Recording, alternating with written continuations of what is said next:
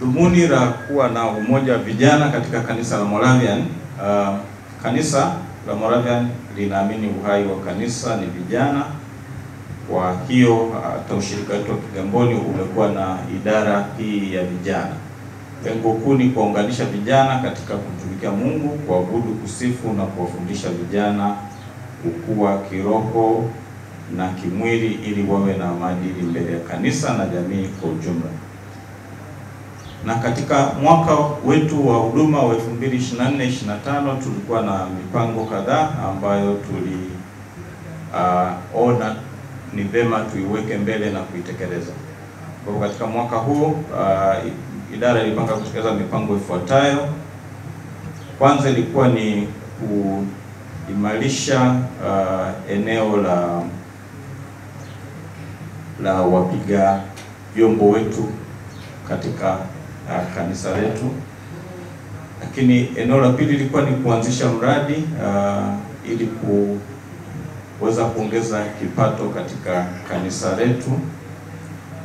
Na eneo la tatu ilikuwa ni kuwavuta vijana wengi zaidi waweze kujiunga na idara ya vijana ama huduma hii tunayofanya kama vijana. Tulikuwa tuna mpango pia wa kuanzisha huduma yetu ya Media Line kwa ajili ya kurekodi matukio mbalimbali na ibada na vipindi mbalimbali ambapo tunaendesha. Tulikuwa na mpango wa kuendelea kufanya mafunzo mbalimbali ya kuwajengea vijana uwezo kupitia mitandao na njia nyinginezo. Na tulikuwa na mpango pia wa kuendelea kulea vijana wadogo katika maendeleo yao ya kitaaluma, wale walioko kwenye sekondari na walioko vyuo, katika kuelekezana ni namna gani bora tuweze kujipanga na kujiendeleza ili tuwe na vijana bora, sio kanisani tu lakini hata katika mazingira yetu ya jamii. Katika kutekeleza hiyo mipango tuliweza kufanya semina angalau moja ya elimu ya fedha na ujasiriamali kwa vijana. Tuliweza kufanya mafunzo ya uongozi kwa vijana yaliyolenga kuandaa kwa nafasi mbalimbali ndani ya kanisa na jamii, ambapo tuliweza kualika wazungumzaji mbalimbali waliotoa elimu juu ya uwekaji akiba, ujasiriamali, mwelekeo wa maisha, kazi na maendeleo ya kitaaluma.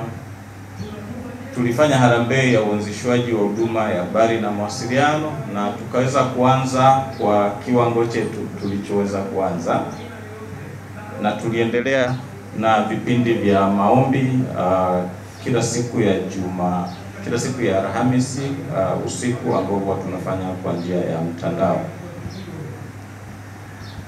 Changamoto zilikuwepo katika kutekeleza mipango yetu na changamoto kadhaa ambazo tumeendelea kupambana nazo. Kwanza ilikuwa ni ukosefu wa ushiriki wa vijana wengi, hasa waliopo vyuoni na walio kwenye ajira ambazo zinawafanya wawe mbali na mahali hapa. La pili ilikuwa ni rasilimali zilikuwa hazitutoshi kwa ajili ya utekelezaji wa miradi ambayo tulikuwa tunakusudia kuitekeleza. Tatu, tulikuwa na changamoto ya kutokuwepo kwa mahudhurio ya mara kwa mara kwenye ibada na mikutano ya vijana kwa baadhi ya washiriki katika idara yetu ya vijana. Nne, hatukuweza kufikia malengo kwenye harambee yetu iliyokuwa inataka kuanzishwa mradi na ile kuanzisha huduma za matangazo kwa njia ya mtandao, na hivyo tukaanzisha huduma hizo kwa kiwango ambacho sicho kilichokuwa tumekikusudia. Lakini changamoto ya tano ambayo tumekuwa nayo na tunaendelea kukabiliana nayo ni uchakavu wa vyombo vyetu vya muziki. Kwa waliopo hapa watakumbuka mara mwisho kufanya uwekezaji wa maana katika muziki ilikuwa ni mwaka 2019.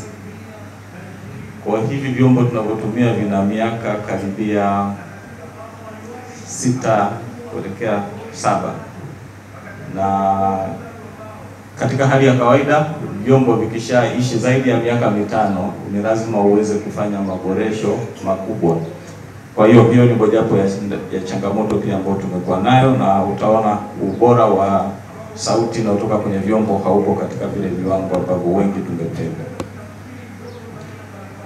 Sasa mipango yetu katika mwaka 2025 ambao utaenda mpaka 2026,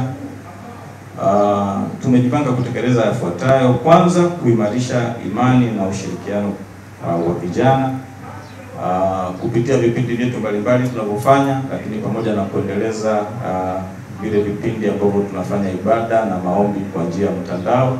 Tumekuwa tukifanya kila Alhamisi usiku, na tunaamini tutaongeza ushiriki kwa watu wengi, lakini tutaongeza pia hata idadi ya vipindi angalau mara 2 kwa wiki.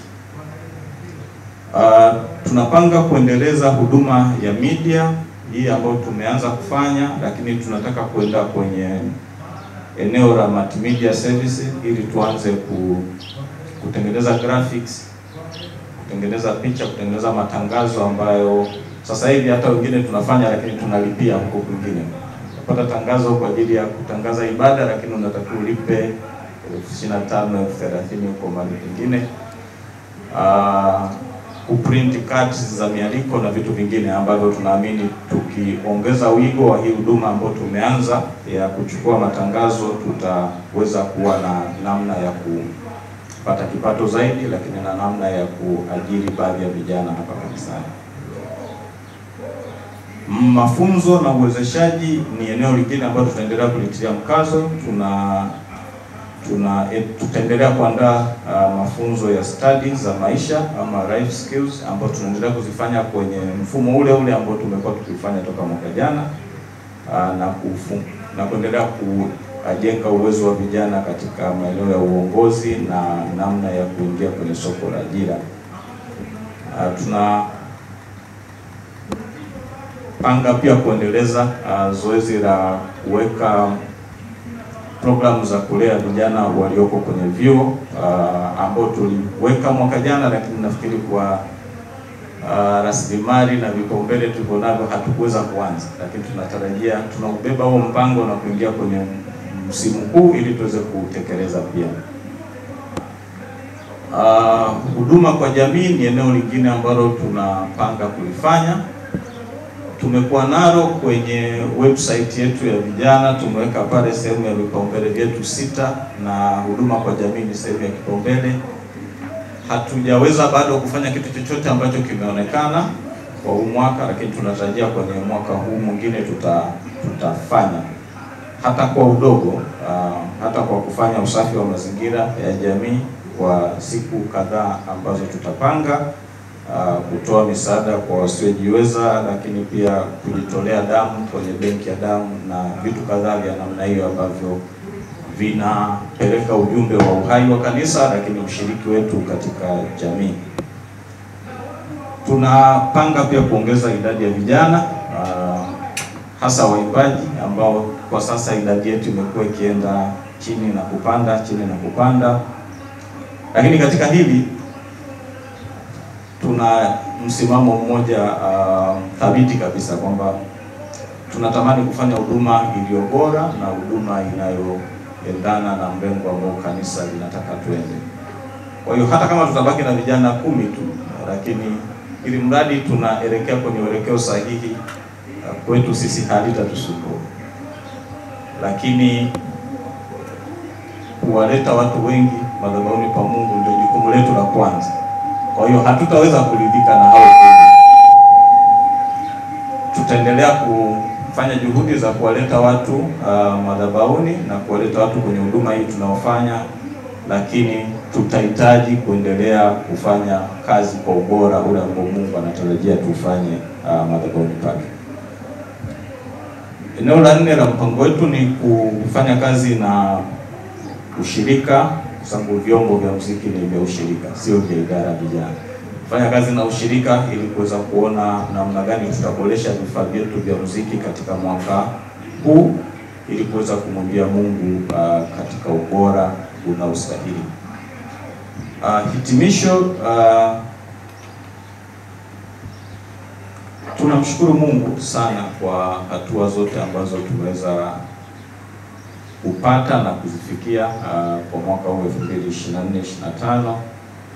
2024-2025.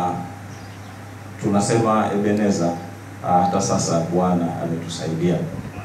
Tunaamini kuwa kazi ya vijana ni mbegu njema ya kanisa la sasa na kanisa la kesho.